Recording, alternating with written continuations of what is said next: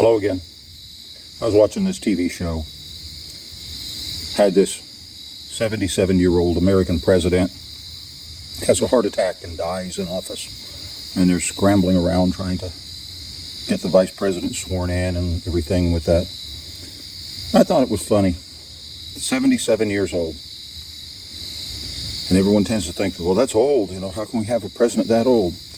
I don't want anybody to be president that ain't at least 60-something.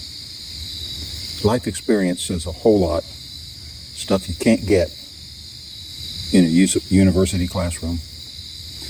Now we think maybe we would like to have him as a businessman, and that would bring some qualifications there. Yeah, it could, but what qualifications do we think would be best for that? How about a military general? Do we want a military general to be president? That was certainly, he understands the global game and how to manage things and how to plan and stuff like this. Yeah, that could be pretty beneficial, but I don't think those all hit the spot. For me, what I would like to see in the background of a president, a retired fireman who spent his entire career putting out fires at other people's houses, running in to rescue people and carrying them out of burning buildings, facing the heat, and every day never knowing that that call's going to come, that he's got to run and face it again, or maybe twice in one day.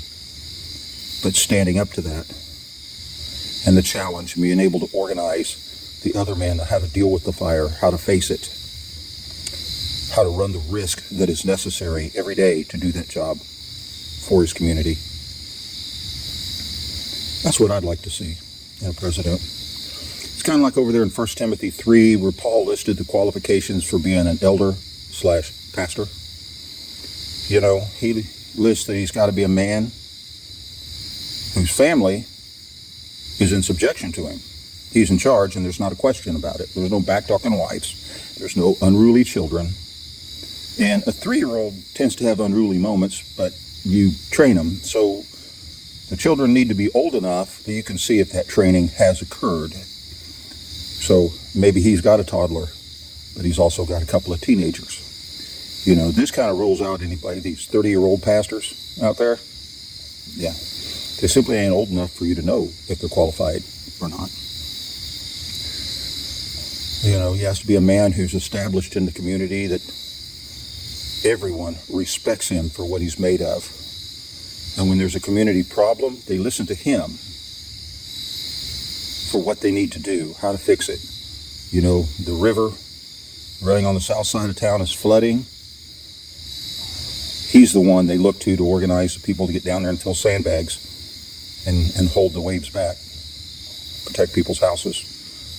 He's got this kind of stature, not only in the church world, but in the overall community around. This is the kind of thing Paul talked about, the qualifications for an elder/pastor. You know what? He didn't say one word about the man's skills in the pulpit, whether he's a good speaker, whether he's good at studying and putting together sermons, such like this. Now, Paul didn't give a damn about that. Why do we?